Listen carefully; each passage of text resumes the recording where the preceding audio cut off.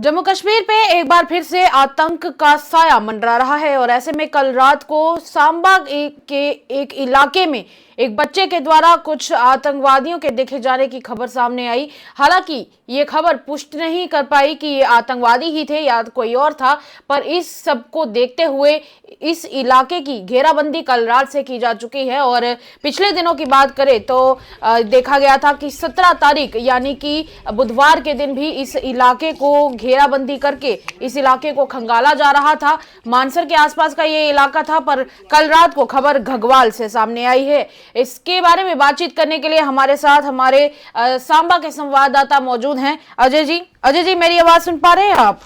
बिल्कुल मैम। अजय जी, क्या इस वक्त की खबर है? कल रात को सुनना है कि कल एक बच्चे के द्वारा कुछ लोगों को देखा गया था, कहा जा रहा था कि आतंकवादी हो सकते हैं। कितने लोग थे, क्या जानकारी मिली है अजय जी?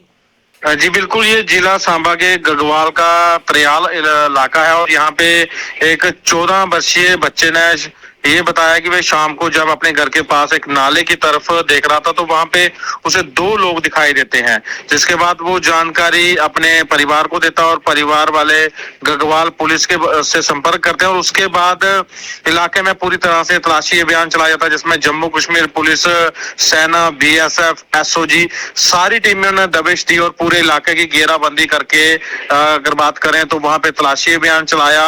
और उसके बाद अभी सुबह की बात करें तो अभी भी लगातार वहां पे तलाशी अभियान चलाया जा रहा है। साक्षी, मैं आपको बता दूं कि ये इंटरनेशनल बॉर्डर का ये रूट है और इस इलाके में पहले भी गतिविधियां रही हैं और ऐसे में सुरक्षा एजेंसियां कोई भी चूक नहीं रहनी चाहती, क्योंकि ये बॉर्डर का ये नाला है और हो सकता है कि यहाँ से संदिग्ध निकले हो, लेकिन जो लड़का है 14 वर्षीय उसने भी जो बताया है उसी हिसाब से है, लेकिन अभी तक कोई पुष्टि या ऐसा कोई सुराग सामने नहीं आ पाया जिससे पता चल सके कि वो कोई संदिग्ध आतंकवादी थे या ऐसे कोई स्थानीय लोग थे। जी, दूसरी तरफ बात करें पिछले दिनों की तो आपको याद होगा कि बुधवार के दिन भी मानसर के आसपास का इलाका खंगाला गया था, क्योंकि वहां पर भी एक व्यक्ति ने 3 लोगों को देखा था और उसने कहा था कि वो यहाँ के तो बिल्कुल भी नहीं लग रहे थे। क्या लगता है, ये किसी तरह की कोई ऐसी संभावना बन रही है कि ये वही वाले संदिग्ध हो सकते हैं जो उस आदमी ने उस दिन देखे थे? क्या लगता है अजय जी?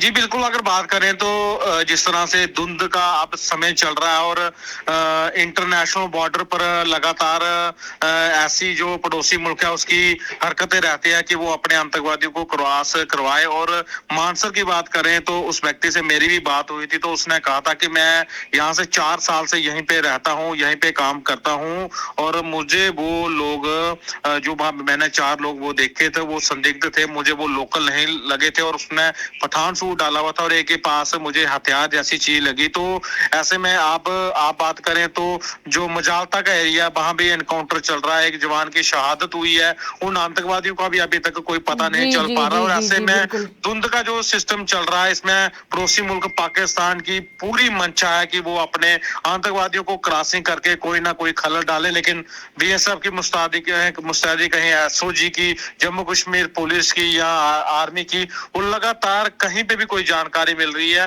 तो लगातार वहां पे सर्च ऑपरेशन चला रही है। एक तरफ से आप अभी फॉग की बात कर रहे थे तो उसके चलते विजिबिलिटी का भी एक बहुत बड़ा फैक्टर रहता है और ऐसा कहा जाता है कि सर्दियों के दिनों में जरूर इनकी कोशिश रहती है पड़ोसी मुल्क की कि किसी तरह से हालात खराब किए जा सके।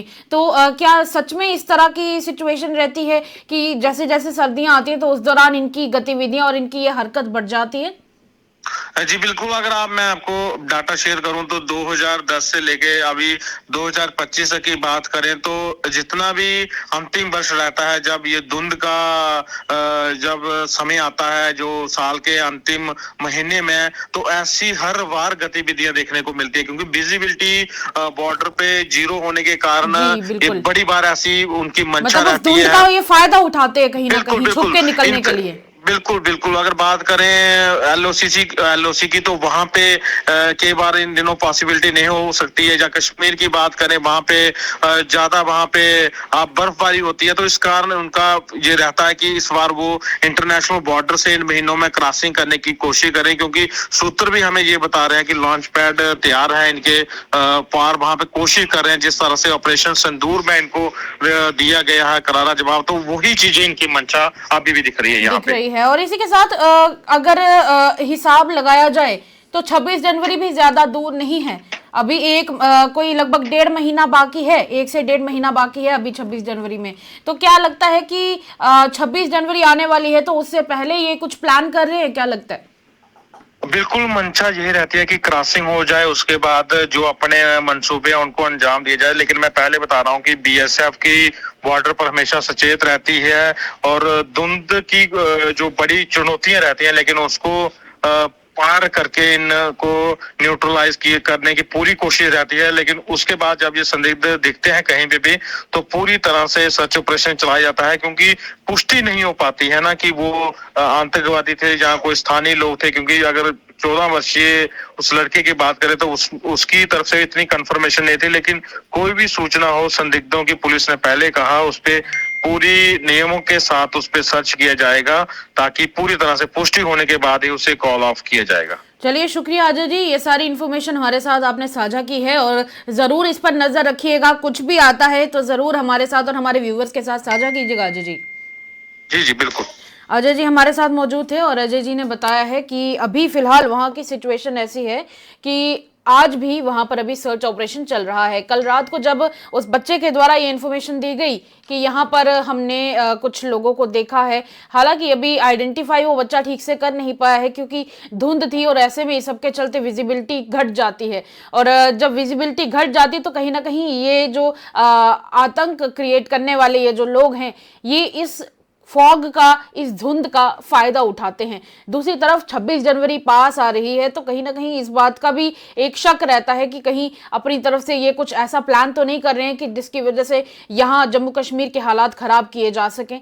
चलिए, इनको समय समय पर कड़ा जवाब तो मिलता ही रहेगा, पर नागरिक होने के नाते आपका भी एक बहुत बड़ा फर्ज बनता है कि जब भी आपको इस तरह की कोई सस्पिशियस मूवमेंट दिखाई दे, अपने नजदीकी पुलिस स्टेशन में जरूर इत्तला करें, सिक्योरिटी फोर्सेस को जरूर इन्फॉर्म करें कि आपने इस तरह का कुछ देखा है। हालांकि बड़ी बात यही है कि जब इस तरह से कोई आतंकवादी को आप इस तरीके से छुपकर देखते हैं या सामने से देखते हैं, उस समय इंसान के मन में एक डर आ जाता है कि मैं कैसे यहां से भाग कर निकलूं, कुछ गड़बड़ ना हो जाए, मुझसे कुछ गलती ना हो जाए या इन्हें पता ना चल जाए। पर साहसी हैं वो लोग जो उस वक्त स्टैंड लेते हैं और देश का साथ देने के लिए सीधे पहले जाकर सिक्योरिटी फोर्सेस को इन्फॉर्म करते हैं। एक समझदार नागरिक की ये निशानी है, एक जिम्मेदार नागरिक की ये निशानी है। पर चलिए, ये सब तो अभी कंटिन्यूड रहेगा और सर्च ऑपरेशन में क्या निकलकर सामने आएगा वो भी हम आपके साथ जरूर साझा करेंगे।